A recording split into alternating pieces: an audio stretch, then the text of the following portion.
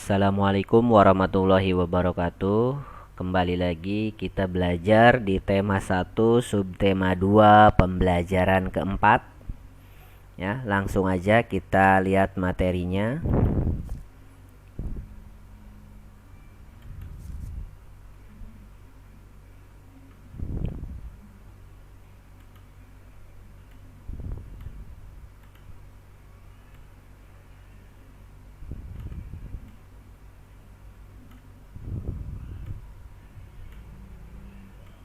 Ya, baik. Di sini kita akan menjelaskan perbedaan bukanlah penghalang.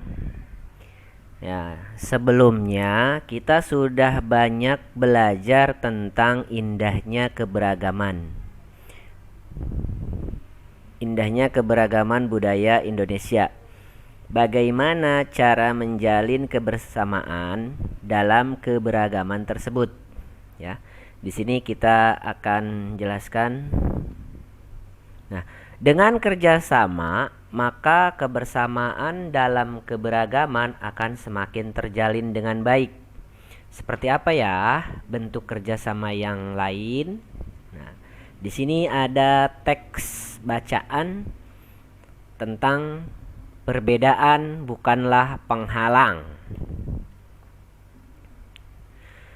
Tidak seperti biasa, hari Minggu ini sekolah terlihat ramai. Hari itu semua siswa diminta datang ke sekolah untuk menghias kelas masing-masing. Hari Senin akan diadakan lomba menyambut hari kemerdekaan. Bapak Kepala Sekolah berpesan, tiap kelas harus terlihat unik dengan kreasi anak-anak. Udin dan teman-teman sekelasnya juga datang ke sekolah.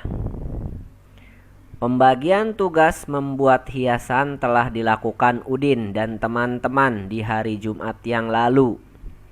Menghias kelas merupakan tanggung jawab bersama. Pagi-pagi hampir semua siswa di kelas Udin sudah hadir. Hanya Edo dan Marta yang belum terlihat. Edo dan Marta sudah meminta izin pada teman-temannya untuk hadir terlambat. Mereka harus pergi ke sekolah Minggu di gereja untuk melakukan ibadah pagi. Udin dan teman-teman lainnya tidak keberatan. Sebelum ke sekolah, Udin dan Siti mampir ke rumah Edo, lalu ke rumah Marta untuk mengambil bahan dan hiasan kelas yang telah disiapkan. Udin dan teman-teman memahami bahwa hari Minggu pagi merupakan waktu ibadah pagi Edo dan Marta yang beragama Katolik. Perbedaan waktu dan cara beribadah tidak menghalangi niat kerjasama mereka. Siang hari ke sekolah semakin ramai. Kelas-kelas sudah terlihat indah dan semarak dengan hiasan merah putih buatan siswa sekelas.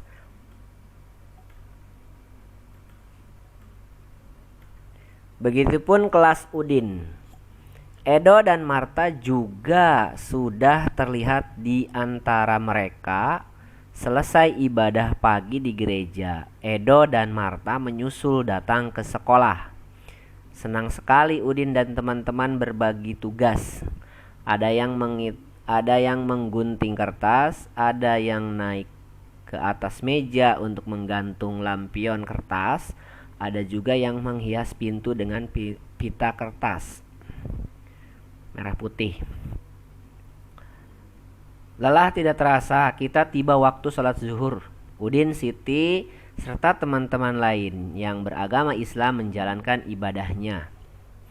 Edo, Marta, Dayu, serta beberapa teman lain yang tidak menjalankan ibadah sholat melanjutkan pekerjaan menghias kelas. Menjelang sore pekerjaan sudah selesai. Kelas Udin sudah terlihat semarak. Walaupun berbeda-beda, bekerja sama selalu menyenangkan. Perbedaan tidak menunjukkan penghalang untuk bekerja sama. Jadi di dalam sebuah teks ini merupakan siswa yang beraneka ragam agamanya. Jadi untuk melakukan kerjasama, perbedaan itu bukanlah penghalang bagi mereka. Begitupun juga anak-anak di sekolah, ada yang beragama Kristen, ada yang beragama Hindu, Buddha, berbeda-beda. Pada saat bekerja sama, yang agama Kristen melakukan ibadah di gereja misalkan.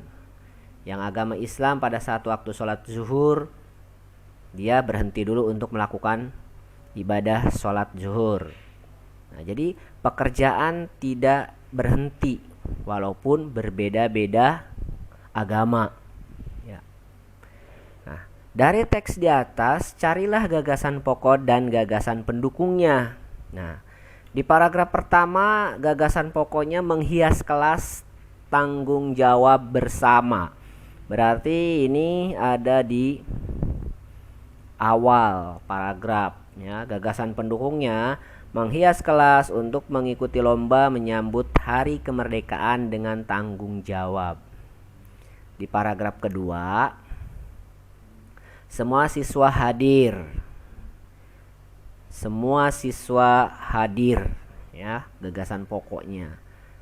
Pendukungnya, Edo dan Marta terlambat karena hari Minggu waktu ibadah pagi Edo dan Marta yang beragama Katolik.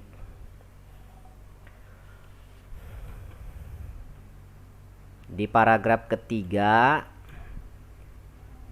di sini bekerja sama selalu menyenangkan, Jadi ini ada di gagasan pokoknya bekerja sama selalu menyenangkan. Nah, pendukungnya, perbedaan tidak menjadi penghalang untuk bekerja sama.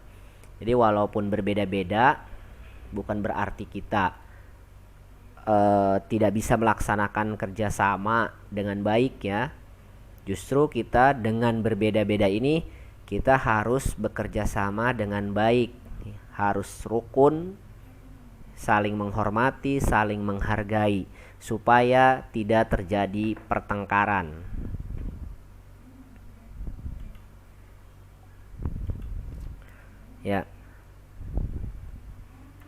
Di sini ada kerjasama yang biasa dilakukan di masyarakat. Nah, contoh kerjasama yang biasa dilakukan di masyarakat, yang biasa dilakukan di masyarakat.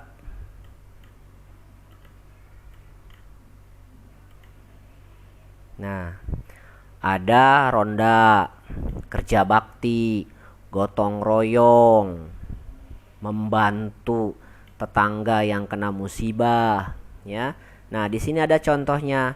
Yang pertama misalkan gotong royong. Nah, gotong royong ini contohnya apa sih? Membersihkan lingkungan, membangun jembatan, membangun sarana umum lainnya, pos kamling. Nah, contoh yang keduanya, bekerja membangun masjid namun mendapatkan upah. Bekerja membangun jembatan namun mendapatkan upah.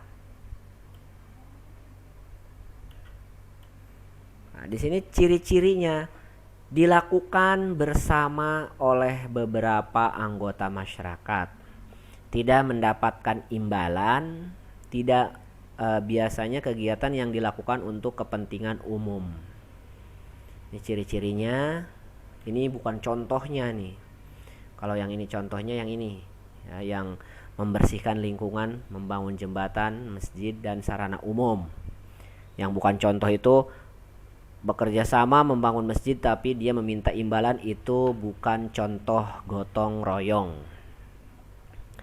Nah, pengertian gotong royong itu apa sih? Gotong royong adalah suatu kegiatan yang dilakukan secara bersama-sama dan bersifat sukarela.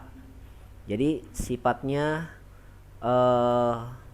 ikhlas, tidak meminta imbalan, ya. Yang dia kerjakan itu tulus. Yang penting pekerjaan itu selesai, ya, dan tujuannya bisa digunakan oleh masyarakat umum, ya. Ya, demikian penjelasan materi dari saya. Kurang lebihnya mohon maaf. Billahi taufik wal hidayah. Wassalamualaikum warahmatullahi wabarakatuh.